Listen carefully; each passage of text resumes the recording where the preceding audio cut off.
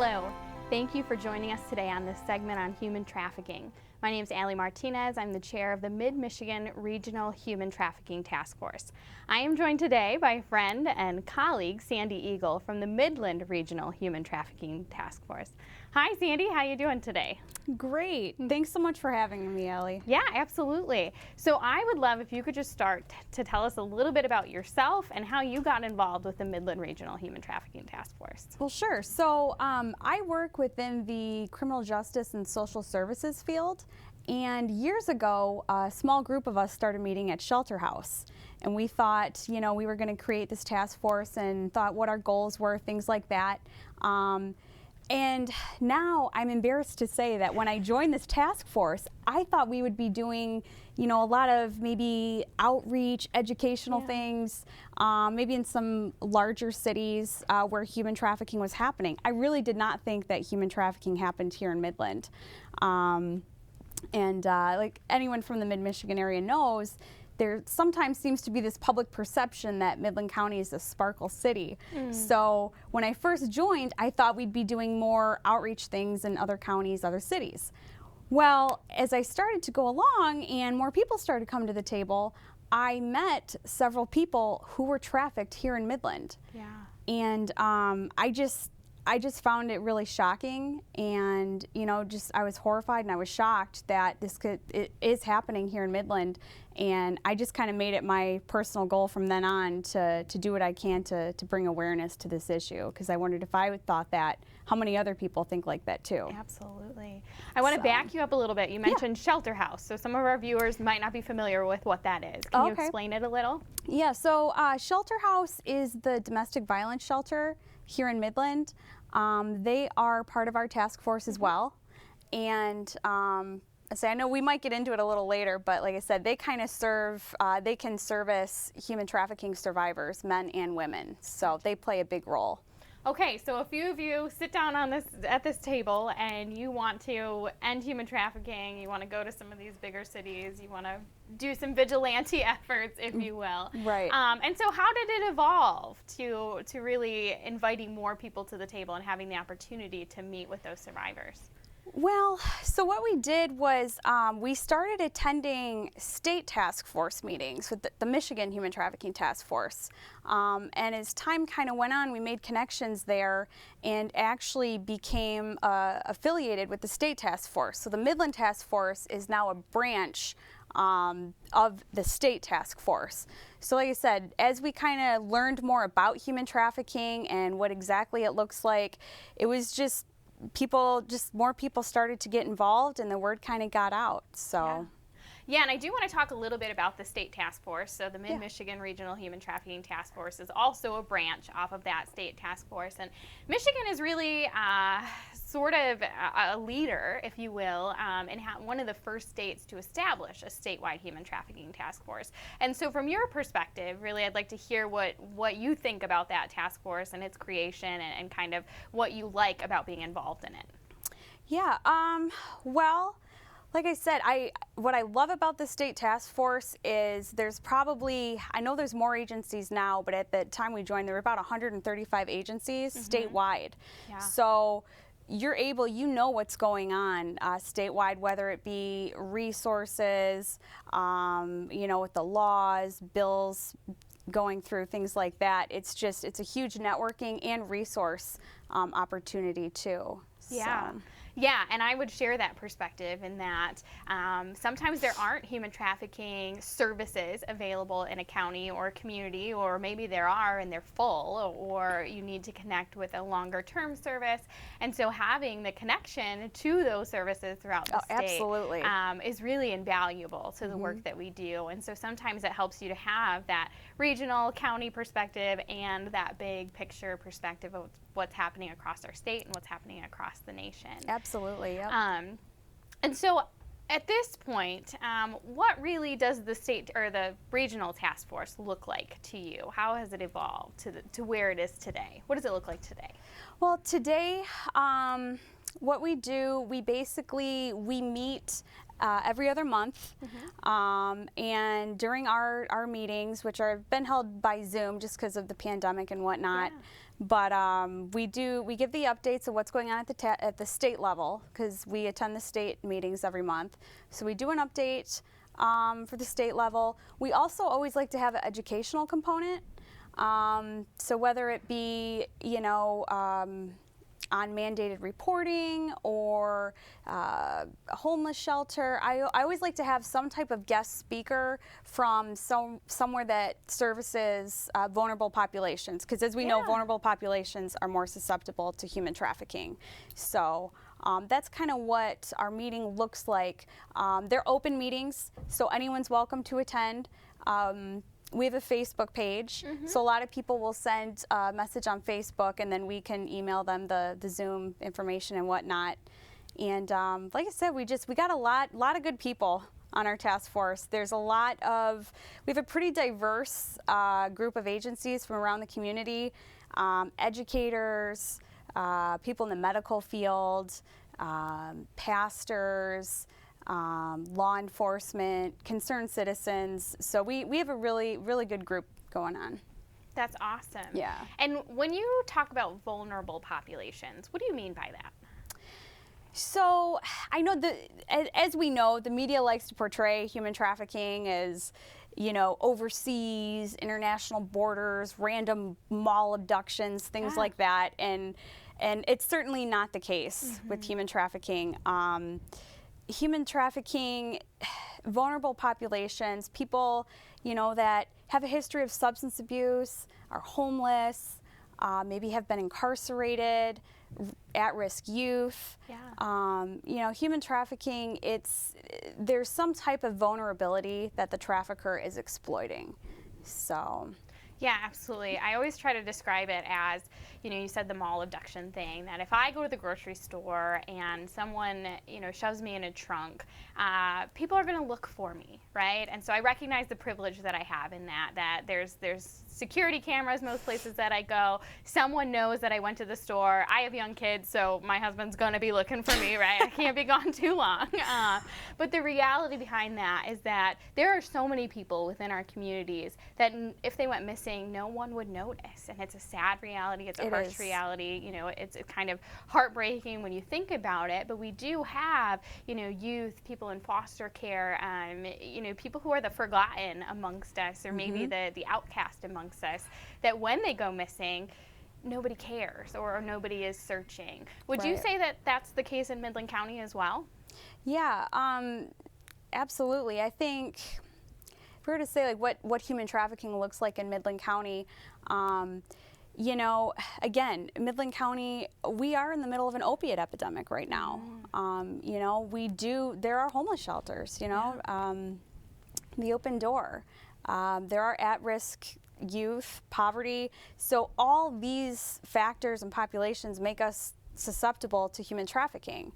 Now again, and I know maybe we'll get into this a little later, but there's no data, there's no research on human trafficking in Midland County, so there's no numbers per se, but I can tell you that I've met people that have been trafficked in Midland County, so it is happening.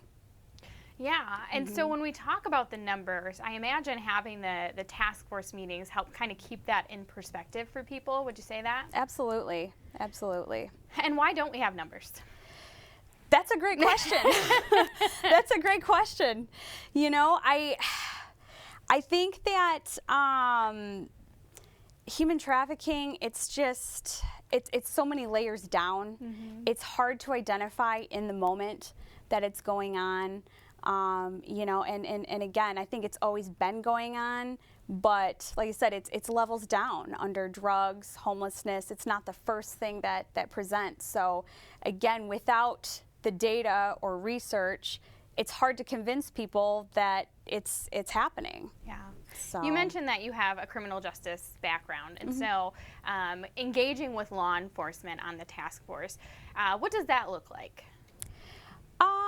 Well, like I said, law enforcement, they've been great. We work with them on the task force. I think, like I said, we try to get trainings out to different fields and whatnot.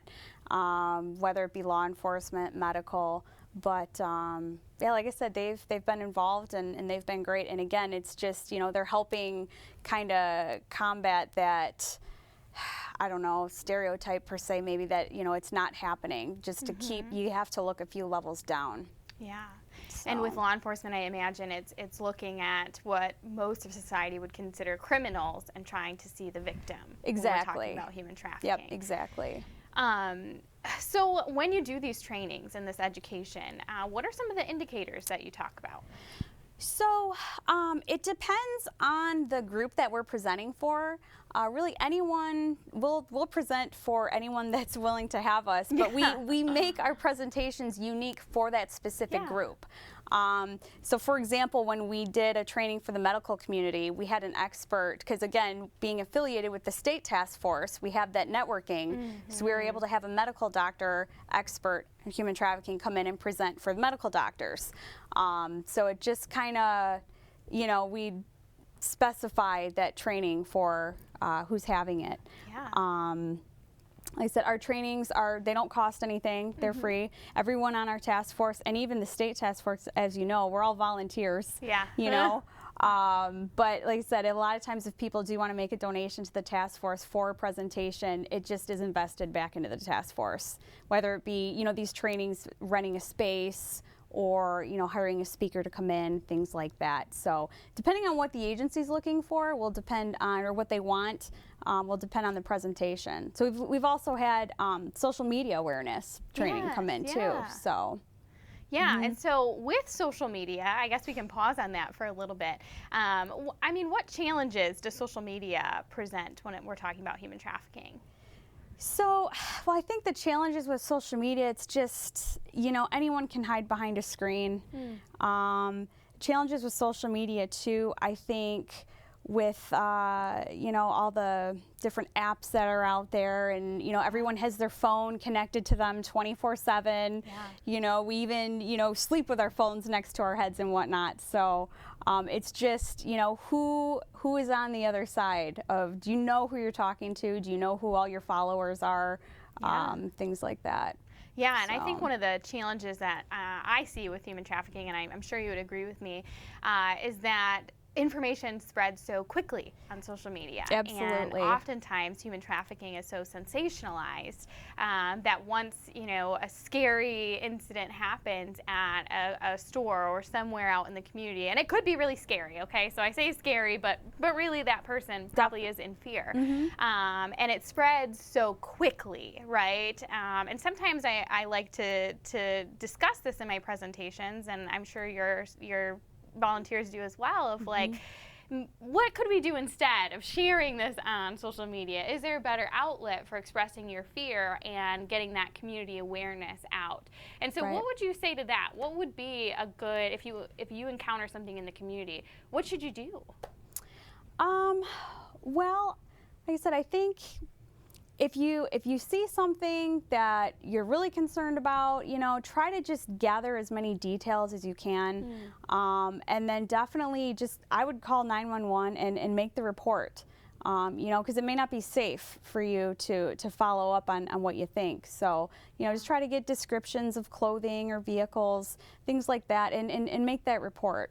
So if you see something, say something. Absolutely. It's better to say something and nothing comes of it rather than the opposite. So. Yeah, and so I think that sometimes people are fearful to call 911, right? And we've discussed this too, on some of our other shows around human trafficking, is this, I don't want to call if it's not an emergency. And what would you say to that? Well, I would say that's totally normal. I mean, most people don't want to call 911, like you said, unless it's an absolute emergency. But in this case, you just don't know. You know, with human trafficking, it's, like I said, it's so hard to catch it in that moment and know what's going on that it's just better to make a report. If nothing comes of it, nothing comes of it. I mean, nobody's going to get in trouble for calling 911 and reporting a situation that they think is suspicious or human trafficking. And if nothing comes of it, great. Then so be it. But you just never know. Right. So. And it keeps that record. Is there another place someone could call? There's the National Human Trafficking Hotline. They can call that as well. So like I say, here in Midland County, that's kind of what our protocol would be to report it to 911. But yeah, there's also the human trafficking hotline, which I believe we'll show later in the show. Yeah. So Yes. So we will have that linked at the end of the show so that you have that information. But that brought us to protocol, which I was hoping that we would discuss. And so what has the Midland Regional Human Trafficking Task Force done? How have they been involved in building protocol in the Midland community? So protocol, to be honest, it's been one of our biggest challenges. Yeah. We've been literally working on it for years because it's hard to create a specific protocol for different fields. Yes. Because human trafficking can look different in different fields. So in addition to that, and like we talked about a little bit, lack of the numbers, lack of the data, number one, it's hard to convince people that human trafficking is actually happening. And number two, it's even harder to convince them that you need a protocol to address it. So right now, our protocol is just to report what you see to 911, and then the officers know that the shelter house will provide a temporary safe place. Yes. So shelter house can service victims of human trafficking, whether it's male or female.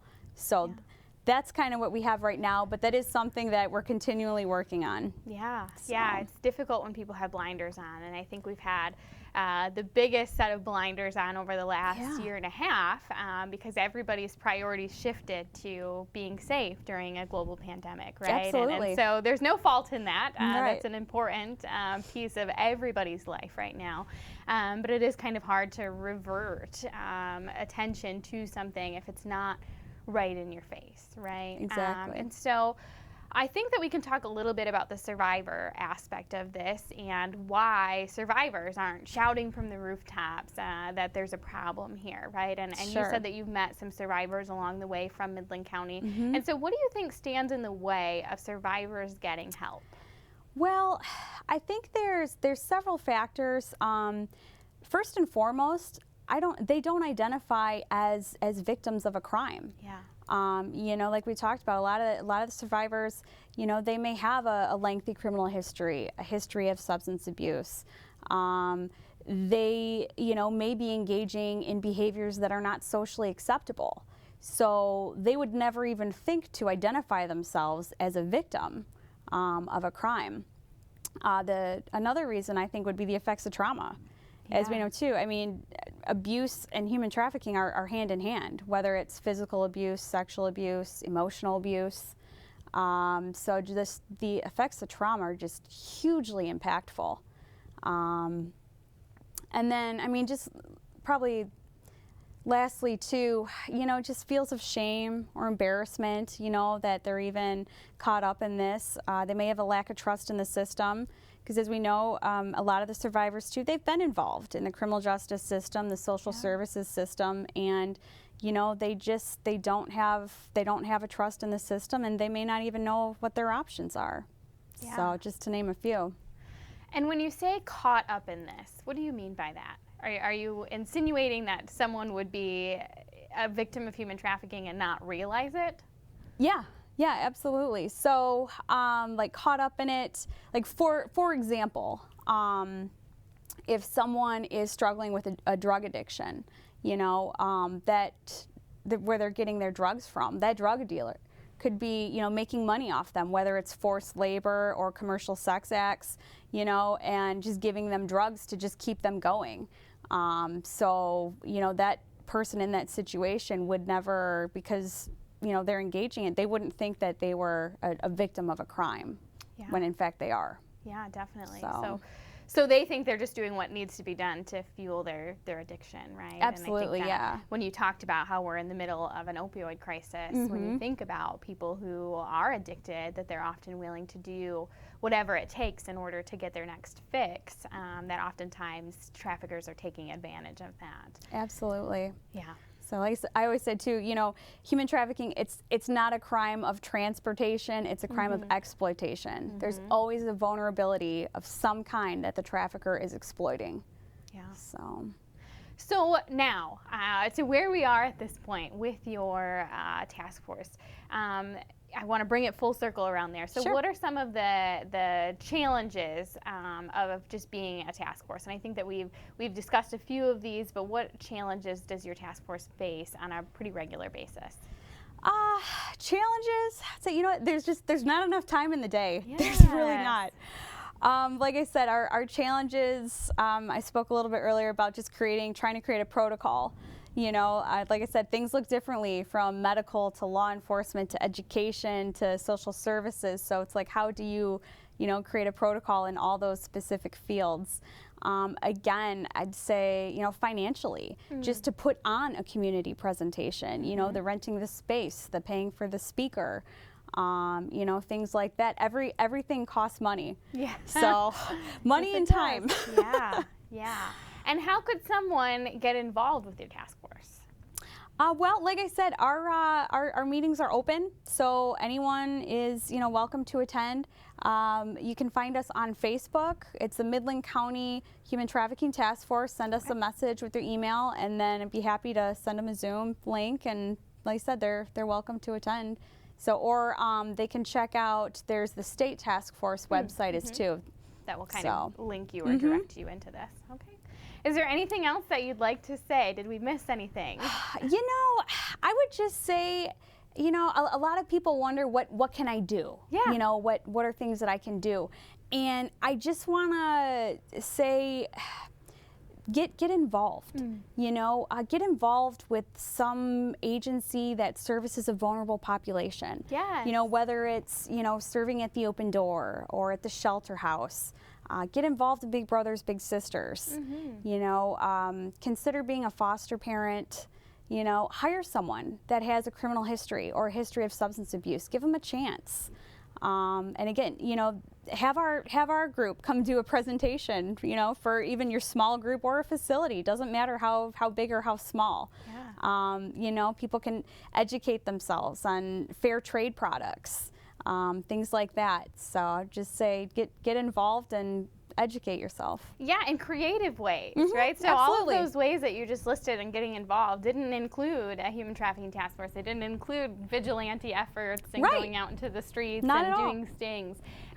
They're simple things like mentoring a child or giving food out at a food bank. And I love that you said get involved with organizations that serve vulnerable communities. So in a sense, it's as we lift up those within our community, we're lifting up everybody within our community, and we're kind of preventing or stopping these things from happening. We're stopping the ends that traffickers have. Absolutely. And I just love how broad that can be in playing on people's interests and their personal passions. And so thank you for that perspective. Yeah. So, well, thank you for joining me on the show today. Thank you for the volunteer work that you do with the Midland Regional Human Trafficking Task Force. And if you'd like more information on the Midland Regional Human Trafficking Task Force, you can find that on their Facebook page, or you can find it through the state Human Trafficking Task Force. So that's Michigan Human Trafficking Task Force. And we can also find at the end of the show a link to the National Human Trafficking Hotline that's run by Polaris. And the number for that is 1-888-373-7888. Thanks again for joining us on this segment on human trafficking.